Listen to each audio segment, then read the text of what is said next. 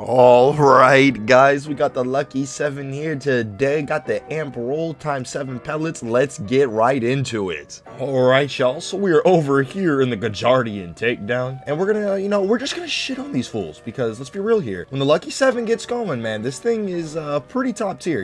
I used to run a build back in the day. I say that, but it was around a year ago at this point, called Gambler Moze that revolved literally around this entire this one weapon right here, rolling it on the double amp setup and just going to work. You're never gonna reload. I mean, you can if you mess up and you're, you just, you know what I'm saying, you spam all your shots, or if you have the full auto, fully amped 7 pellet shot. But as long as you're smart, you'll be a-okay, and you won't have to reload, worry about resetting your ammo, and you'll be just good. You'll be cooking in no time. I'm telling you, dude, the lucky 7 is great. It's goated. It's very, very strong. You could argue, and I would honestly say in this form right here, or the full auto form, probably the best Jacobs pistol. Because if you think about it, you only have like top weapons. I would put like the Maggie. I don't know if I would quite put the Flood, but I'd put maybe like a little Yeezy Masher, and then the lucky 7. You know what I'm saying? The Flood's good, but I wouldn't quite put it on that level. So when you're comparing those weapons, and you get the roll like this, man, more pellets. They're automatically amped. I mean, you can make you see where the argument can be made. Anyways, if you want to farm it, obviously you gotta have DLC 1 and the Scrap Trap Prime. Everybody's favorite XP area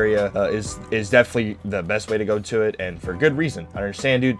That area is so good for so many players for so many reasons. XP farming, it's just good farming in general. Good Iridium you can get over there. Lucky 7 drops over there. Now, if we had a Minesweeper, I just want to say right here, we would absolutely destroy his existence. But we're just kind of dicking around the Blastmaster. But you can see, bro, like it slaps. All right, you guys. So another thing you gotta keep in mind with this puppy is obviously if you don't get the right ammo rolls, you have like, even like the worst roll, which is literally when it just shoots 1 pellet, not anything, not elemental. It's still okay, but obviously the strength of this thing comes from the types of amps you can roll, like corrosive damage, shock damage, like single amp, fully auto corrosive, fully auto shock, and they can combine into one another. Like you can roll fully auto 7 pellet amp shots, or semi-automatic, which is what we have here. Most of the time, that's the roll that I prefer to roll, or prefer to get, and prefer to use.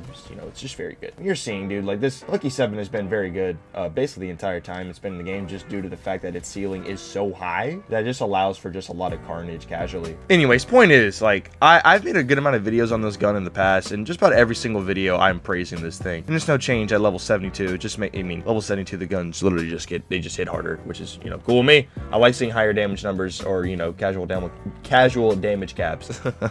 All right, lucky 7, do your thing, big dog. Do your thing. Just going about our day, doing our thing, shrekking them. I'm making them know that they're not built for it. Kind of just the way it is, bro. Like, I love this pistol, dude. This game has a lot of guns in here that are just really good, especially these days, dude. Y'all remember back when Mayhem 2.0 first dropped, and like the amount of like actual solid usable weapons were it was like 10. You had the cartel weapons, and then a few other monsters from the base game that could somewhat hold up. You know what I'm saying? Insanely different times back then.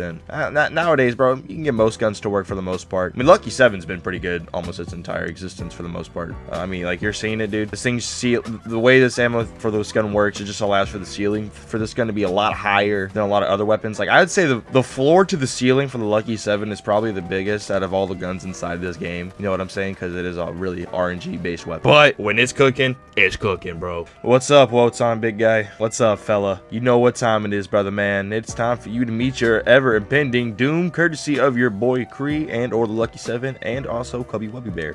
You know what I'm saying, my boy.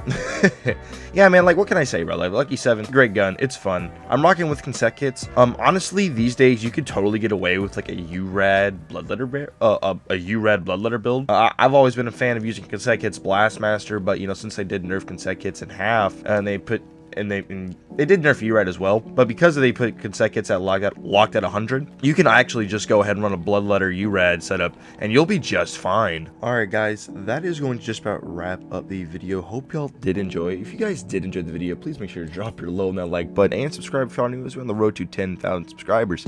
Here's our lucky 7 here with consecutive fits, Revolter, Blastmaster, good old tried and true Pearl baby, trying to tell you, good old Hex Grenade as well, big sexy surplus, standard demolition woman tree, shield retribution tree, and the bombless mag shirt. Guys, other than that though, that's going to wrap up the video. Hope you all enjoyed. My name's Kree. We'll see you on the next one. Peace out, everybody.